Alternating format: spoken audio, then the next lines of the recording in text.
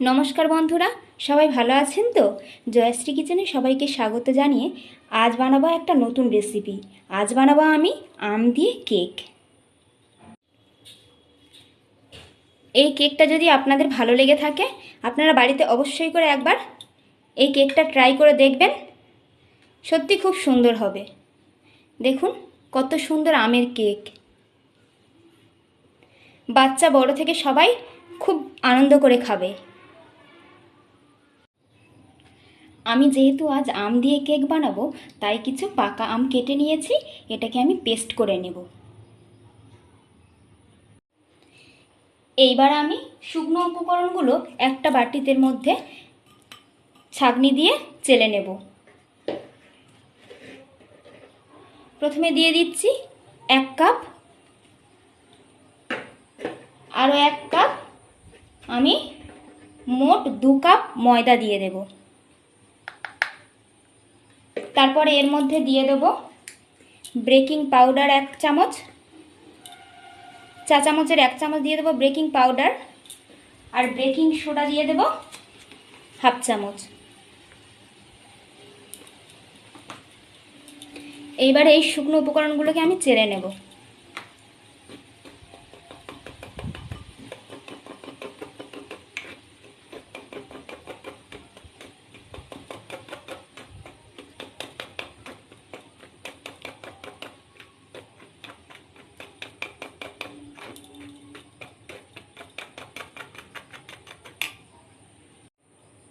এই শুকনো উপকরণগুলোকে আমি চেলে নিলাম।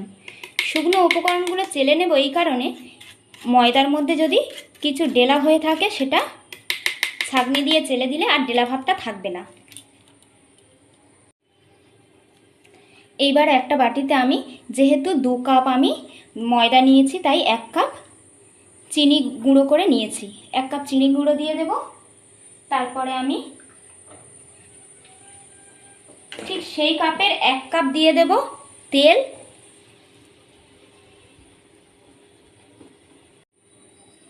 আর দিয়ে দেব সেই একই মেজারমেন্ট কাপের 1 কাপ আমের পিউরি। আমি যেহেতু আজ এই কেকটা আম দিয়ে বানাবো, তাই 1 কাপ আমি আম দিয়ে দিলাম।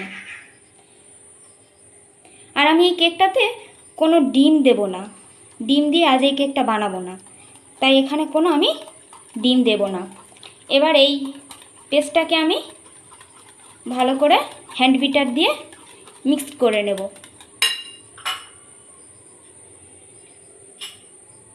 আর যে শুকনো উপকরণগুলো রেখেছিলাম সেটা আমি কিছুটা কিছুটা করে এর মধ্যে দেব, আর খুব সুন্দর করে এটাকে আমি পেস্ট করব।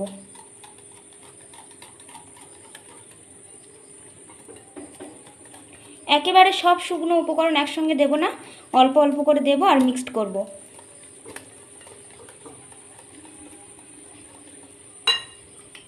দেখুন কিছুটা শুকিয়ে এসেছে। এইবার আমি বাকি উপকরণটা দিয়ে দেব।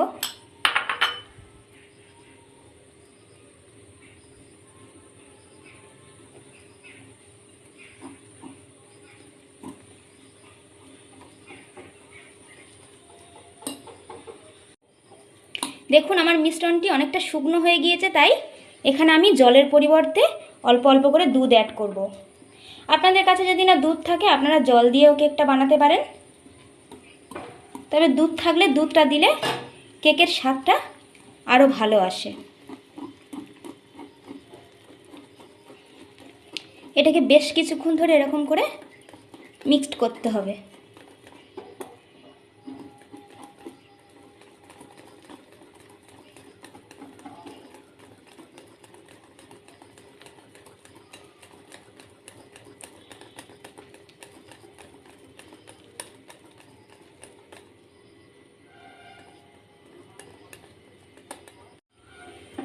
দেখুন ঠিক এইরকমভাবে বেশ কিছুক্ষণ ধরে কিন্তু ব্যাটারটাকে মিক্সড করতে হবে।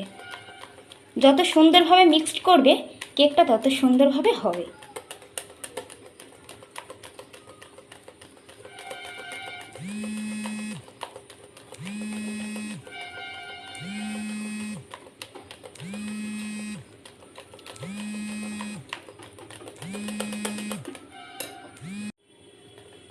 দেখুন বন্ধুরা, ফাটিয়ে ফাটিয়ে ব্যাটারটা ঠিক এরকম সাদা ভাব চলে আসবে, আর ব্যাটারের ঘনত্বটা ঠিক এই রকম হবে।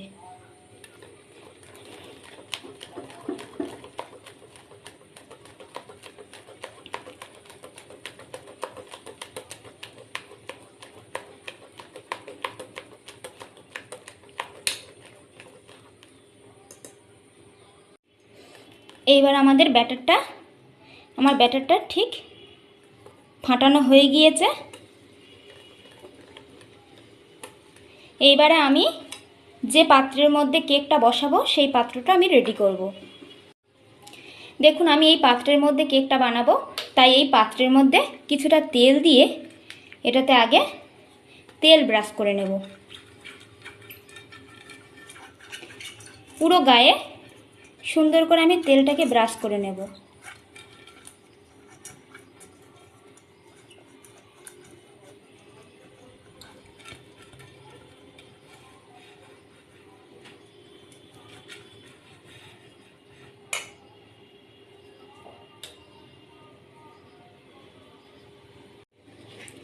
এইবার এর মধ্যে আমি 1 চামচ ময়দা দিয়ে বাটিটার পুরো গায়ে আমি তেলের সঙ্গে ময়দাটা লাগিয়ে নেব, যাতে কেকটা সুন্দরভাবে উঠে আসে।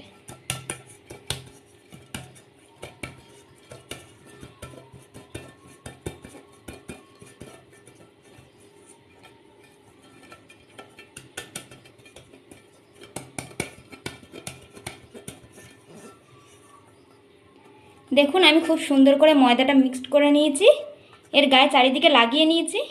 এবার বাকি ময়দাটাকে আমি ফেলে দেব।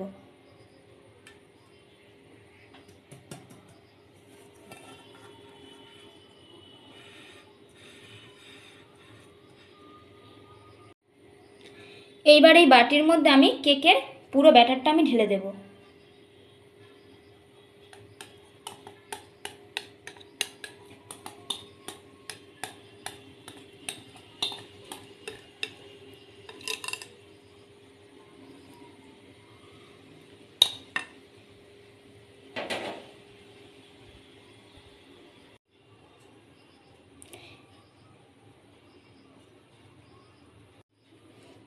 এবার আমি এই গামলিটাকে এরকমভাবে ঝাঁকিয়ে নেব, যাতে এর মধ্যে যে পরিমাণে বাতাস আছে সেটা বেরিয়ে যাবে।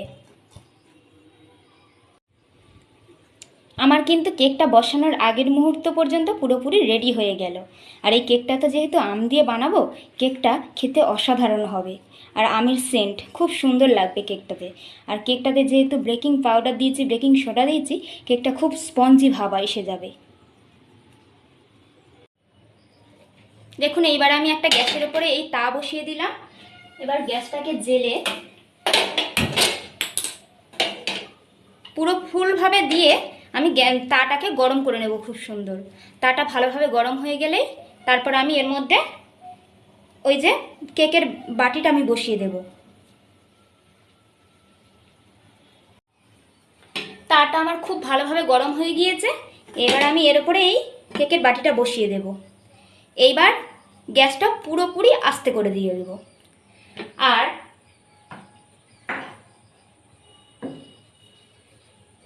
এই ঢাকনা থেকে যাতে না বাতাস বেরিয়ে যায়, তার জন্য একটা শক্ত ভারী জিনিস আমি চাপিয়ে দিলাম। এবার এরকমভাবে আমি 40 মিনিট হতে দেব। 40 মিনিট পরে আবার আমি খুলে দেখব।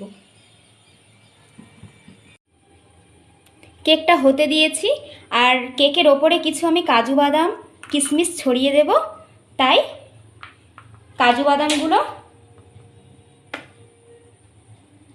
এরকমভাবে আমি ফাটিয়ে নেব। কাজু বাদামগুলোকে আমি এরকমভাবে ফাটিয়ে নেব, আর এই কিশমিশগুলোকে আমি দুভাগ করে নেব, কেটে নেব।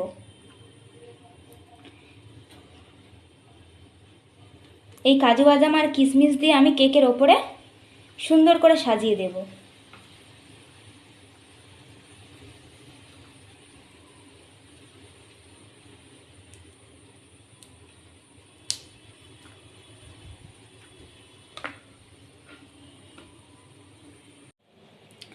দেখুন বন্ধুরা, আমার অলরেডি 30 মিনিট হয়ে গিয়েছে।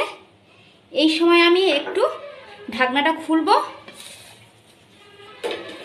খুলে ঠিক এই মুহূর্তে এই বাদামগুলোকে সুন্দর করে সাজিয়ে দেব। এই সময় বাদামগুলোকে সাজিয়ে দিলে কি হয়, বাদামগুলো আর কেকের মধ্যে ডুবে যায় না।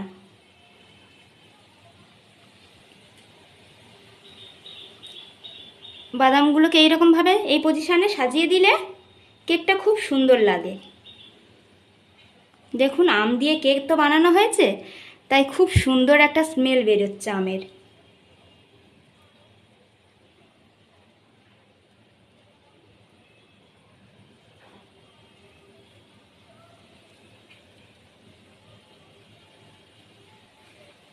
আমার বাদামগুলো খুব সুন্দর করে সাজিয়ে দেওয়া হয়ে গিয়েছে।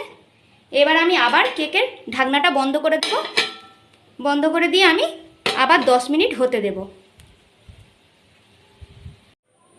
দেখুন বন্ধুরা, 10 মিনিট পর আবার আমি ফিরে এসেছি। এইবার আমি ঢাকনাটা খুলে কেকটা হয়ে গেছে কি দেখব। দেখুন কেকটা কত সুন্দর ফুলে উঠেছে। দেখুন আমার হাতে একটুও লাগছে না, খুব সুন্দরভাবে হয়ে গিয়েছে। আর কেকটা পুরোপুরি হয়ে গেছে কি না সেটা দেখার জন্য আমি একটা ছুরি নিয়েছি। ছুরি নিয়ে দেখুন, এই যে আমি গেঁথে দেখছি ছুরির গায়ে আর একটুও লাগছে না। দেখুন, এবারে জানবো যে আমার কেকটা পুরোপুরিভাবে হয়ে গিয়েছে। এবার আমি গ্যাসটাকে বন্ধ করে দেব।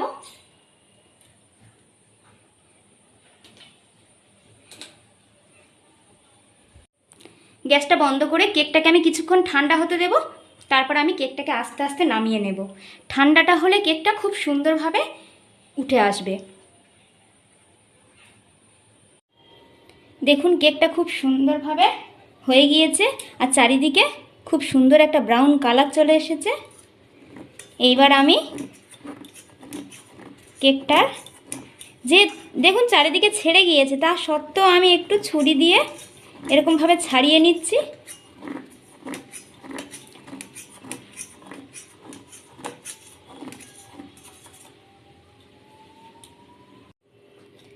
দেখুন কেকটা এবার আমি একটা এই প্লেটে করে উল্টিয়ে নেব। দেখুন কত সুন্দরভাবে কেকটা আমার চলে এসছে। এবার আবার আমি কেকটাকে এইভাবে করে নেব। দেখুন কত সুন্দরভাবে কেকটা হয়ে গিয়েছে। দেখুন কতটা ফুলে গিয়েছে, পুরো চারিদিকে স্পঞ্জি ভাব।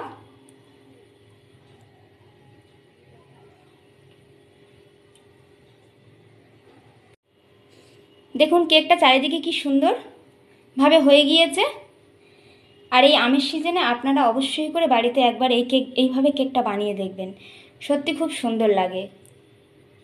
আর আমের যেহেতু কেক, তাই খুব সুন্দর গন্ধও বেরিয়েছে। দেখুন কেকটা খুব সুন্দরভাবে ব্রাউন কালার চলে এসেছে। আর পিছনটা দেখুন, পিছনটাও খুব সুন্দর ব্রাউন কালার হয়ে গিয়েছে। আর দেখুন কেকটা কত সুন্দর স্পঞ্জি ভাব হয়েছে, খুব সুন্দর নরম হয়েছে। আর এই কেকটা আপনারা বাড়িতে অবশ্যই করে বানিয়ে দেখবেন, সত্যি খুব ভালো হবে। আর আপনারা ভিডিওটা কেউ স্কিপ করে দেখবেন না, এইভাবে দেখবেন, পুরোটা দেখবেন, তাহলে আপনারা পুরোপুরিভাবে বুঝতে পারবেন কোন উপকরণটা কতটা দিতে হবে। আর আমার কেকটা যদি আপনাদের ভালো লেগে থাকে তাহলে আপনারা সবাই লাইক কমেন্ট শেয়ার করে আমার পাশে থাকবেন। আর আপনারা সবাই ভালো থাকবেন, সুস্থ থাকবেন। নমস্কার।